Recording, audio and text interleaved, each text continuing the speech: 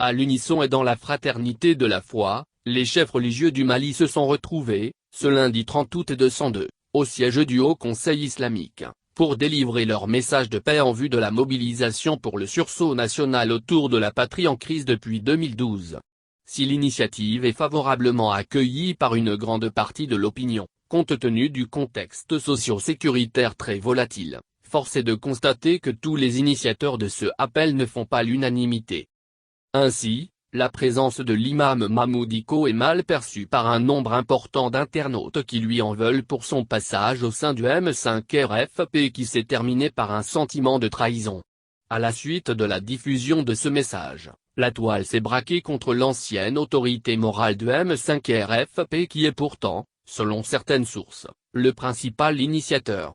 Les internautes voient dans cette initiative une autre manière pour l'imam de se remettre en selle avant la présidentielle de 2022, après l'échec du M5 RFP. Zakaria Z Kadrabo, je ne crois pas à la sincérité de Dicko. Parce que les membres du bureau du Haut Conseil islamique lui avaient demandé de venir faire une déclaration d'apaisement de la situation nationale après les événements des 10, 11 et 12 juillet 2020. Il a refusé sous le prétexte que la situation n'était pas propice.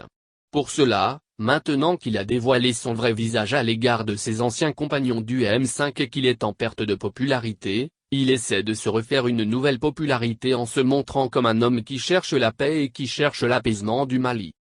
Madou Damble, merci à vous tous pour cette belle initiative. On veut la paix. Inch'Allah. Siraman Diarra, absolument, tu ne souhaites pas la paix plus que moi.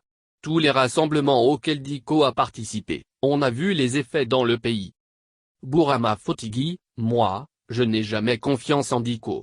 Je suis sûr qu'il veut faire quelque chose encore au Mali. Mais que Dieu protège le Mali. Mamadou Fofana, un peu en perte, que la paix règne dans tous les pays du monde, longue vie à tout le monde. Bamoussa Traore, tous ceux qui critiquent Dicko ont parfaitement raison. Le temps passe, mais les faits restent. Un religieux est toujours prêt à pardonner et à réconcilier. Je ne vois pas quelqu'un au Mali qui peut critiquer Dicko mieux ou plus que moi. Les critiques d'un musulman ne doivent pas porter sur la personne, mais sur ses faits. Ainsi, il sera facile de pardonner si la personne change de comportement. L'idée de Dicko est à saluer, car on n'a besoin que de la paix. Le Mali et les Maliens ont trop souffert. Donnons-nous la main pour avoir la victoire sur les ennemis. Mamadou Chérif, vraiment on veut la paix au Mali, mais Edara fait beaucoup attention à Dicko, on ne sait pas ce qu'il cache. Il est en froid avec Bouillet, le M5, il cherche une popularité pour s'hisser au sommet avant les prochaines élections.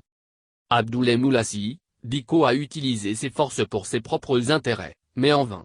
Attention à ce monsieur, il est très stratège. Il sautera encore avec vous comme il a si bien sauté avec M5.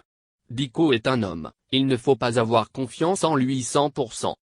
Ibrahim Absolu, vive Imam Dicko la force tranquille, le rassembleur. Seul Dieu connaît ce que tu fais dans ce pays.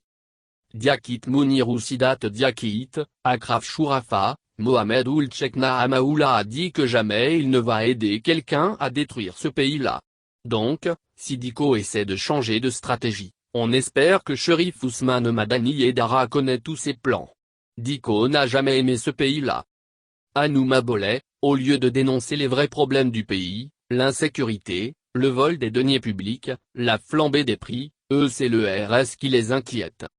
Elimane Ba, l'insécurité combinée avec les divisions politiques, l'influence des extrémistes religieux, et une crise de leadership font du Mali un cas complexe.